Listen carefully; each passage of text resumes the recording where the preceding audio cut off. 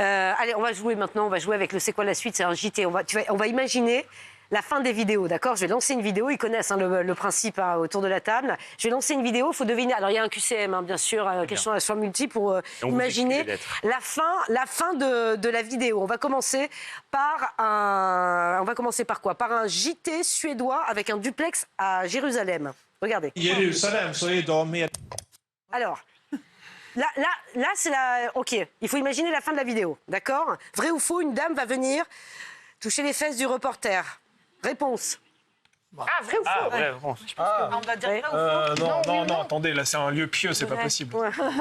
Là, bien sûr. Justement, c'est pour ça, c'est énorme. C'est énorme. Réponse, regardez. C'est faux. Regardez, I Jerusalem så är idag mer än hälften av alla förskolebarn barn.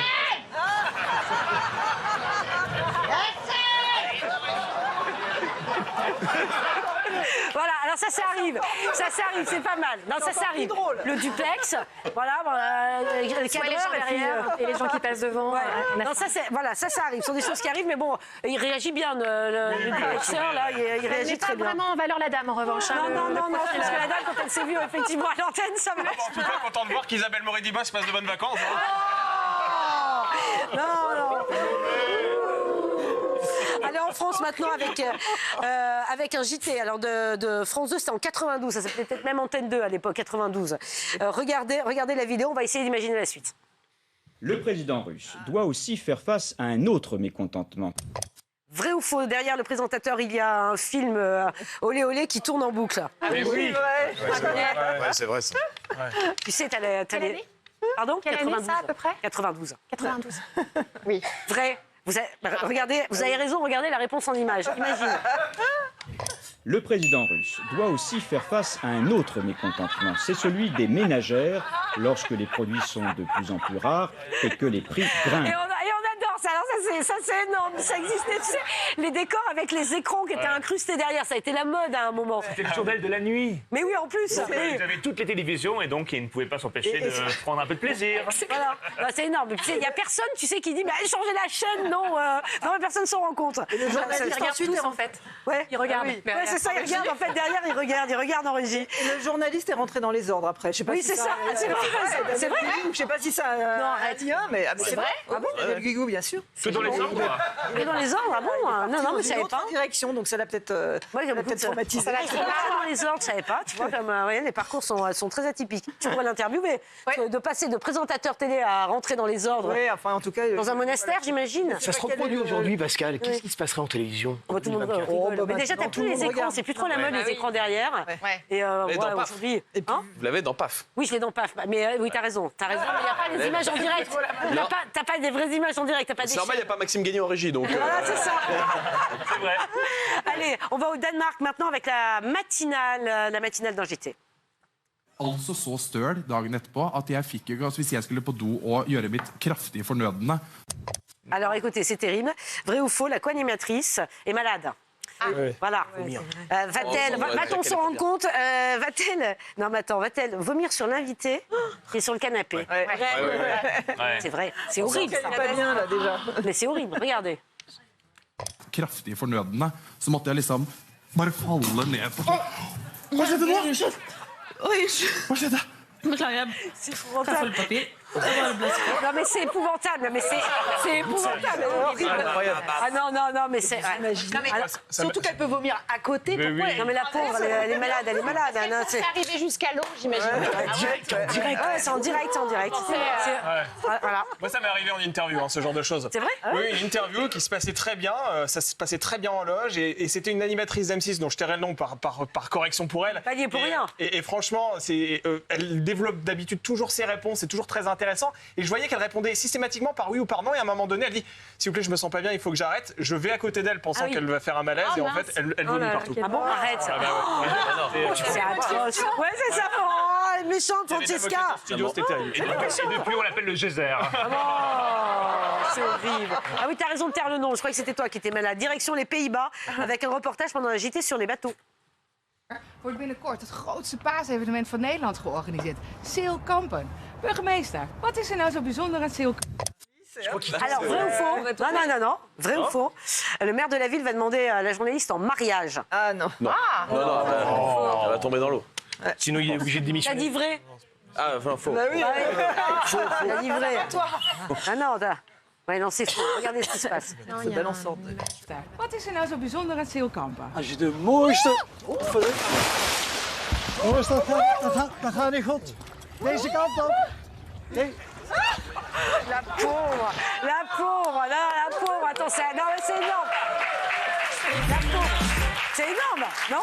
Voilà. Non, mais c'est pas du fake, hein. C'est que des images qui ont été trouvées, vérifiées. Ça s'est vraiment passé. Vous me le laissez. On continue juste après la pub. On recevra aussi une détective privée. Ça, c'est passionnant aussi. Adultère, fidèle, tueur secret. Ça existe encore, les détectives. C'est incroyable. Non, mais attends, mais c'est incroyable, ça. Ouais. Ça vous intéresse? On veut connaître Ça m'étonne pas que ça t'intéresse. ça m'intéresse Elle beaucoup. vérifie les SMS, les messages de son mari. Ouais. Hein ouais, c'est ça. Il se passe toujours des choses aussi pendant les JT, les directs. Il y a toujours des surprises, toujours avec les chroniqueurs Sacha, Sophie, Nicolas, Daniel, Amélie, Maxime, Francesca, Damien, Dominique, donc, et le public.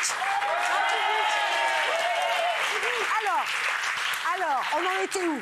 On va prendre la direction du Venezuela, parce qu'on est chercher des images très loin. Hein. Il y en a partout, des boulettes dans les JT. Avec un reporter qui couvre une information, il est sur place. Il y a eu une coulée de boue dans la ville. Regarde.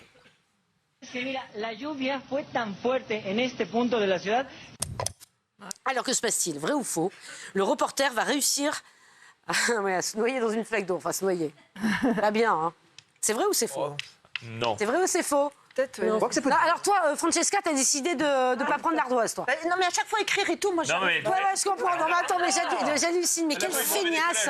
Mais quelle feignasse! C'est faux. Eh ben écoutez, regardez la réponse. C'est vrai. Je dis vrai. C'est vrai. C'est vrai. Il disparaît dans. Et tout ça, rien. Mira este poste de luz. Ay. Uy. Ay, híjole. Sí, es que no. Je pense qu'il a dû croire. Il n'avait pas dû tester le niveau avant. Quand tu fais en duplex, tu regardes avant. Tu mets ton pied avant pour voir effectivement. Il va bien. Il va bien. On vous montre des images, ça se finit bien. Hein, je précise. Hein, non, je précise. Les duplex sur les tempêtes comme ça. Tu l'as déjà fait, ça? Ah bah, ouais. Alors moi, ça m'est jamais arrivé, mais j'ai un collègue. Il était en direct. Il y avait une bourrasque de vent. Il est parti, quoi. Ouais. En direct. Il revient. Ça qui est génial. Il revient. Il fait, oh, pardon. Il y a eu ça, je crois, sur BFM, la journaliste de la météo. Fanny Agostini, Non, c'est pas ça. On couvrait, tu sais, les vagues, les grandes marées. Les grandes marées. Vous y êtes déjà, Pascal? Vous y êtes déjà, Pascal? Non, les grandes marées, effectivement, on l'envoie sur zone, ce qu'il faut pas trop faire d'ailleurs. On l'a plus refait après, mais elle était un peu trop près du front de mer. Elle s'est fait embarquer par une vague. Non, mais elle allait bien. Hein. Les images, vous les retrouvez. Elle fait tous les années, tous les ans. Voilà, elle va bien. Et effectivement, il y a une vague qui est arrivée. Pourtant, elle n'était pas très. Enfin, mais elle n'était pas assez loin. Bon, voilà. Ça peut arriver à tout le monde. Aux États-Unis, pendant la météo d'un JT, ils fêtent la Saint-Patrick. Voilà.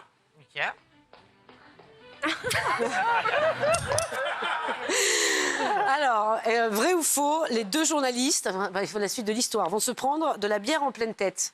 De la bière? De la bière. Bon. Non, ça sent la chute plutôt. Tu dis vrai. Je pense qu'ils vont se percuter plutôt, non? Il va se retourner, il va l'embrasser. Alors c'est quoi la suite? Regardez la réponse. Regardez la réponse.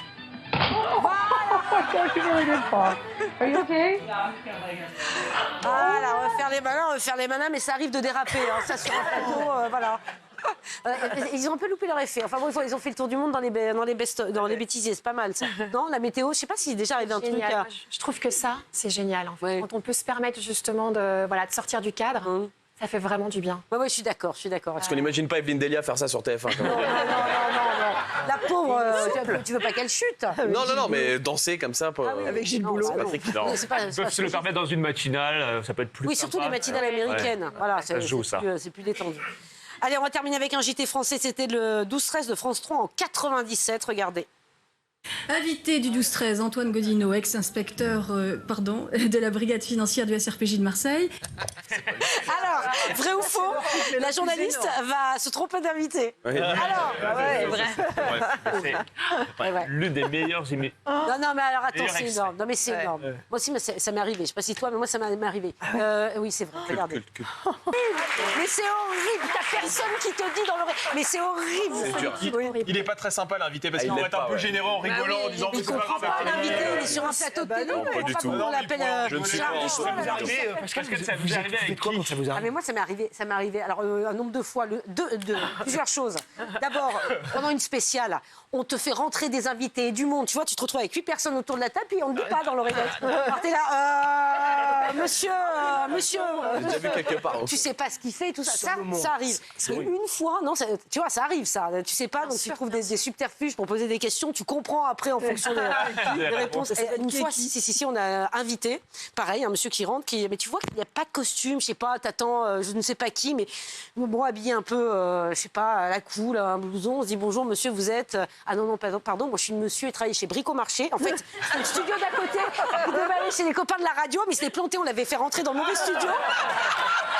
Il comprenait pas, on attendait, je sais pas, un politique, c'est pas bonjour monsieur, vous êtes machin, syndicaliste, je sais pas. Ah non, pas du tout, moi je travaille chez, je sais pas, une marque de bricolage, je te jure, c'était ça. Je te dis, c'était trompé, le studio, il était saisi. Bon, on l'a fait sortir, mais là on nous l'a dit, mais c'est arrivé, ça non, Dominique, c'était pas arrivé ça. Il a vendu, j'imagine, derrière. Hein. C'était la star du magasin après. Non ah oui, c'est la star du magasin, je comprenais pas pourquoi bien regarder, mais c'est bizarre quand même, ça arrive. Ce qui est génial, c'est que c'est comme dans la vie, quand on a quelqu'un qui vient nous voir et on se souvient absolument pas de qui est la personne. Sauf que là, il y a 8 caméras en plus. Donc c'est ça, puis t'es en direct, et puis si t'as pas, parce que ça, on a une petite oreillette. Là, c'est Cac qui est avec moi aujourd'hui. C'est pratique, parce que lui, il sait très bien qui rentre en plateau. Lui, il sait. Non, il est censé savoir, parce que pendant une spéciale, ça vient, tu prévois rien. Tu fais vivre l'actu. Oui, qu'est-ce qu'il y a? Il y a une vraie technique quand vous ne reconnaissez pas la personne. Alors, qu'est-ce qu'il faut faire? Vous vous approchez de lui, et c'est ce que Jacques Chirac faisait. Comment vous vous appelez? Donc la personne va vous dire, par exemple, vous me dites Pascal. Mais non, votre prénom, je le connais. C'est quoi votre nom de famille? Et inversement, sur le nom de famille. Non, pas votre nom de famille. C'est pas mal. C'est pas mal. Tu dis qui est en direct. Tu reçois un invité, tu vas dis non. Dis-moi, Sophie, tu t'appelles comment? Ah non. La grosse en perte, ça me dit un truc. C'est quoi votre prénom? Le pire, c'est effectivement ces grands moments de solitude qu'on peut avoir, d'où l'importance d'avoir une équipe en or derrière qui va te dire ok, c'est pas Sophie, et vas-y, et au fur et à mesure, voilà. Et c'est l'art du direct. Et ça vous est déjà arrivé que vos invités partent? Parce que ça s'est mal passé, parce que... Et là, vous êtes retrouvés toute seule en plateau? Oui, bah écoute, il part, qu'est-ce que je te dis? Oui, bien sûr. Qu'est-ce que tu veux que je te dise? Pontel, un jour, qui avait été invité dans un mauvais JT, client. et le journaliste n'avait pas lu son livre, et lui avait dit... Sur France 3. Honnêtement, et le mec avait dit... C'est pas la peine que je reste, puisque vous n'avez pas lu. Une minute. Et les malaises aussi, parfois, il y a les malaises. Moi, j'avais eu ça, j'avais fait un jeu sur TF1, je me rappelle, le matin, et il y avait un type, vraiment, je le voyais. Je voyais qu'il se décomposait, et j'étais hyper jeune, je devais avoir 22 ans à l'époque, et j'animais ce truc-là, et c'était en direct. Et je me disais, mais qu'est-ce que je vais faire? Et je le voyais venir vert, comme ça. Et je disais, ça va Et je savais pas quoi faire. Enfin, et à un moment donné, pouf, il est tombé. Oh, mais ça va, il va bien? Bah non. Non, il va bien. Il va bien. Allez, on va parler télé. La télé est-elle vraiment un univers impitoyable? Tu restes avec nous, Dominique.